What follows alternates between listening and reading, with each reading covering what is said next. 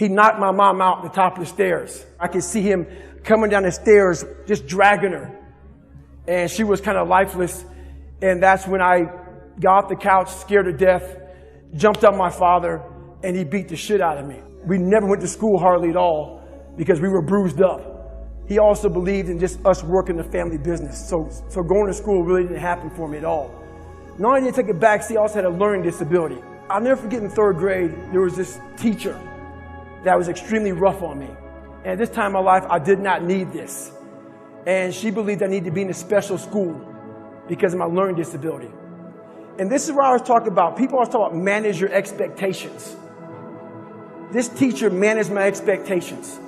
She saw I had a learning disability. She saw I was socially unable to survive in this world. She saw I was messed up. So she managed my expectations.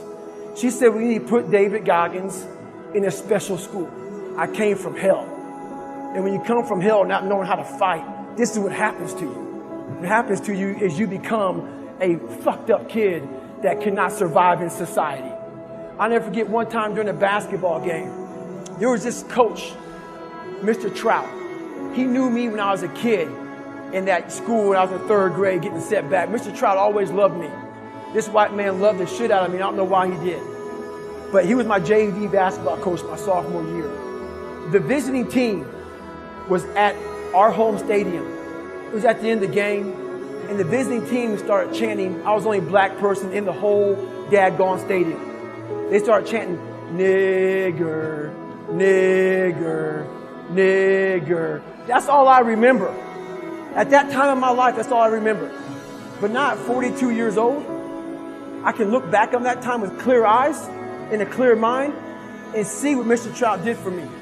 He went in that locker room where I was crying and upset, and he cried with me. This white man cried with me, but at that time in my life, I didn't see that. All I saw was red. I saw hate. This whole town hated me. Everybody's against me. My mind lost it. And for some reason, I couldn't sleep on my bed. Until this day, I don't know why the floor felt so comfortable. And at 22, 21 years old, I went from 175 pounds to 297 pounds.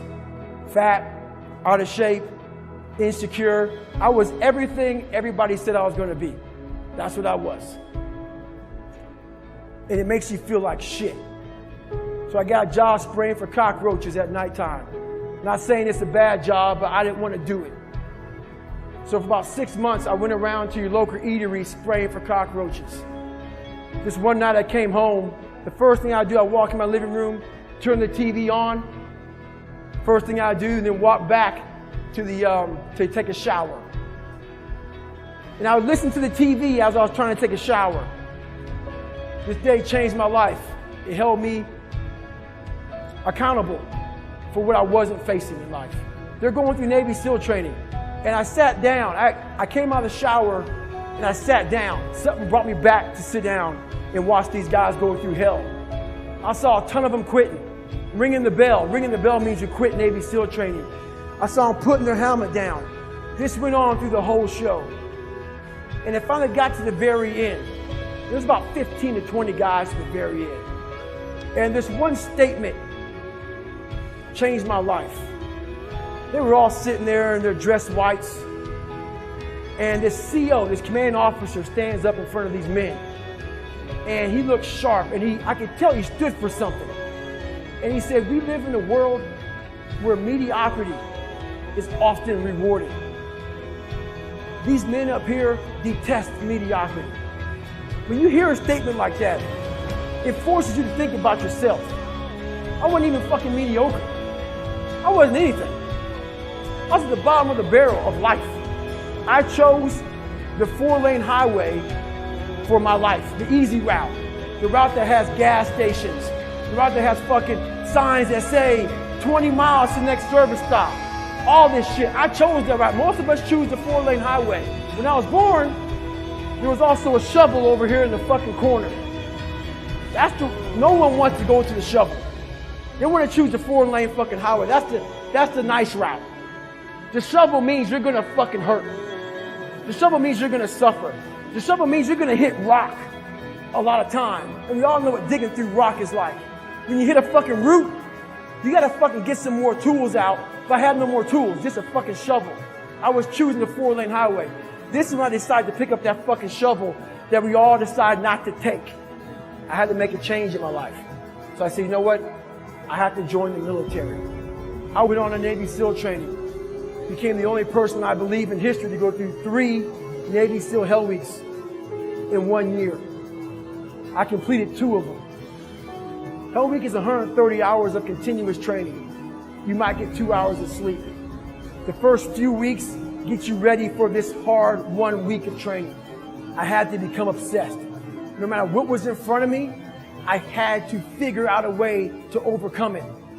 So when things hit you in life that you're afraid of or you're not good at, the first thing you're going to say to yourself is, why am I here anyway?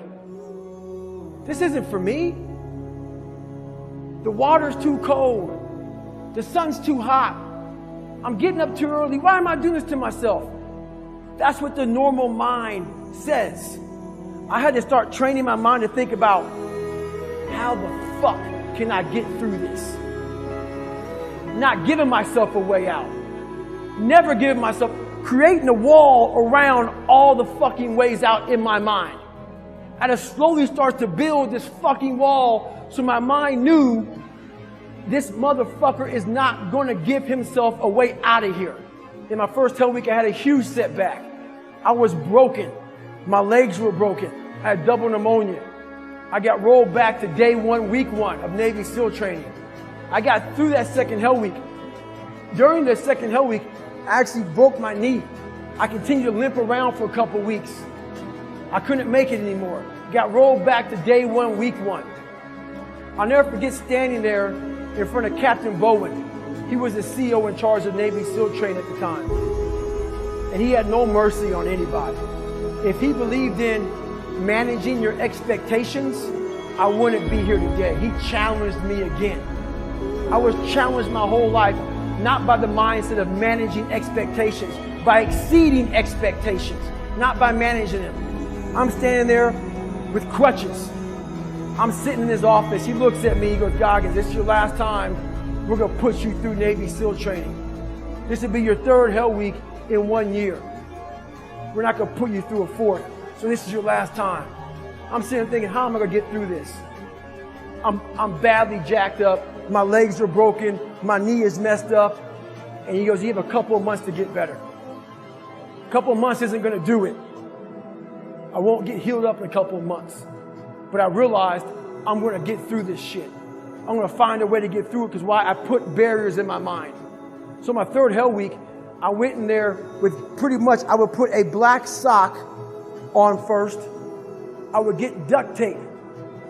And I duct taped my ankles all the way up to my calf every single morning.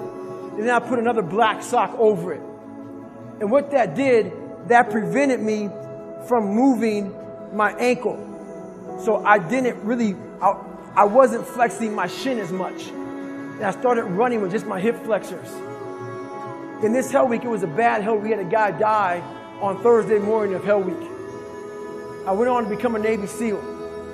Greatness is not something that you meet once.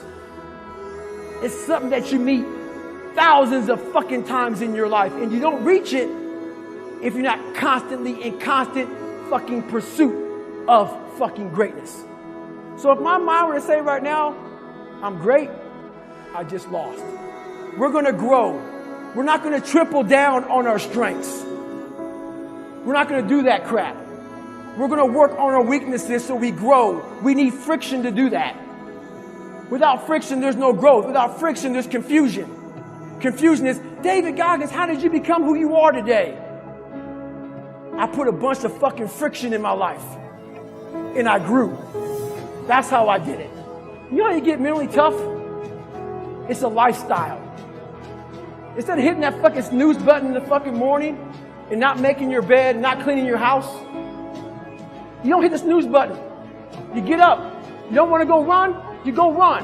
You don't want to go swim, you go swim. You don't want to make your bed, you make your bed. You don't want to clean your house, you clean your house. You don't want to study, you fucking study. That's how you start to callous your mind. So that became my life. If you say you're going to wake up at 4 o'clock in the fucking morning to go run, wake up at 4 o'clock it's going to suck. It's not going to be fun. Do something that sucks every single day of your life. That's how you grow. Embrace the suck.